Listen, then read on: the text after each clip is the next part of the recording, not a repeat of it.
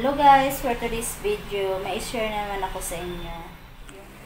Yan, mag-umpisa na tayo magluto ng pang merienda namin guys. Ito pala yung gagawin ko guys, saging, yung gagamitin natin. Ngayon, babalatan ko lang siya.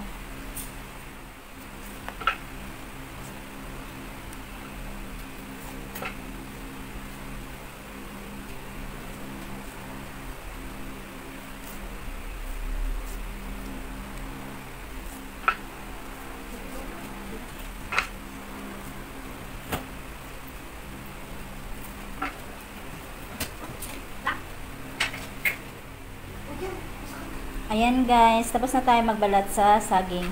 Ngayon naman, i-slice ko na siya. Ganito lang din natin pag-slice yung saging na saba.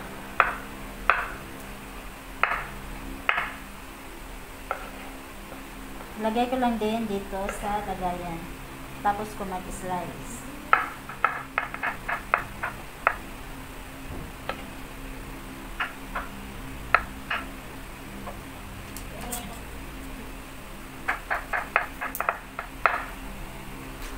Ayan guys, tapos ko na na-slice yung saging na saba.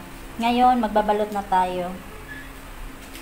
Ito pala yung gagamitin natin. Gagamit tayo ng lumpiang wrapper. Wrapper pala.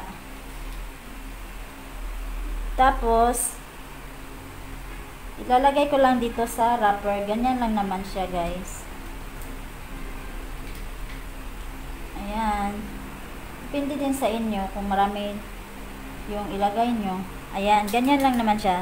Dahil i-level up natin yung ating turon, gagamit tayo ng cheese at saka yung cream densada. Mga leftover lang tong mga cheese natin at saka yung cream. Dahil mga tira-tira lang siya, naisipan kong gamitin siya guys para naman mapakinabangan at hindi masayang.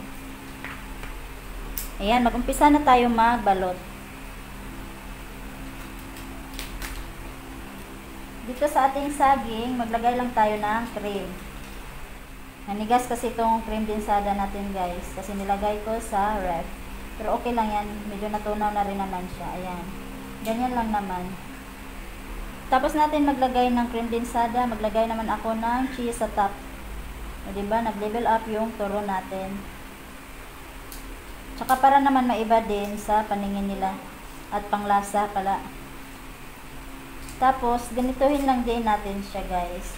Yung pagbalot niya, para siyang empanada. Ayan, ganyan lang naman siya. Ako ng pandikit yung flour. Papahira natin siya sa gilid. Ayan, ganyan lang siya. Para dumikit yung ating wrapper.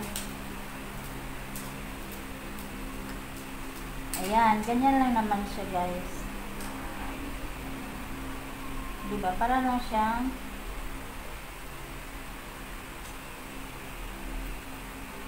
tinupian ko lang siya sa side guys kasi medium kasi yung nabili natin, dapat small para saktong, para siyang empanada. Ayan, ganyanin ko na lang. Ayan, maglagay tayo ulit ng saging.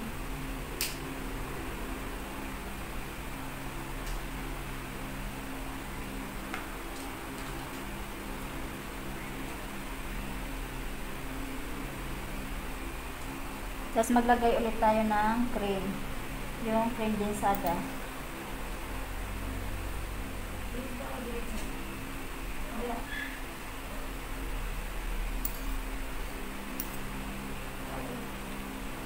Maglagay naman tayo ulit ng cheese sa top. Para mag-balance yung tamis tsaka alat. Kasi maalat yung cheese. Ayan. Tapos lagyan lang ulit natin ng pandikit. Para dumikit yung wrapper. Yan, tapos itakip lang din naman siya. Dahil malaki yung wrapper natin, tutupiin ko lang din.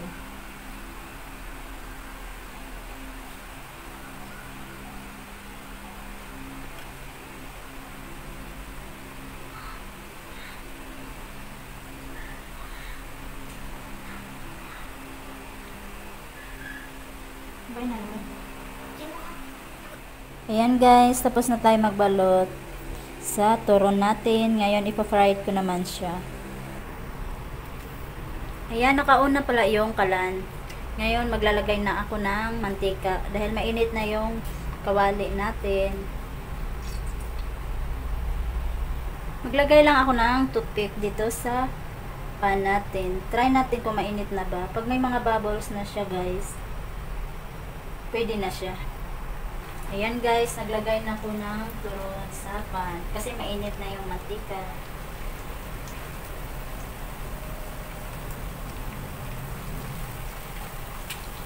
Tatlo lang pala yung nakasya kasi maliit yung pan na gamit natin. Ayan guys, binaliktad ko na yung kabilang side.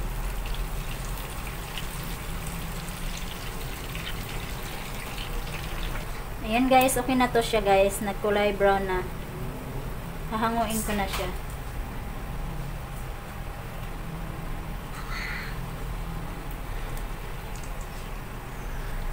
Ayan naman yung second batch natin. Ayan na guys, yung ating turon. Ayan. Try ko siyang i-coat sa white sugar. Pero pwede din naman hindi na siya i-coat kasi di ba naglagay tayo ng cream. Nasa sa inyo pa rin yun kung gusto nyo ng matamis or hindi. Ayan. Ayan. Try natin. Ayan o, yung crunchy niya. Crunchy siya guys.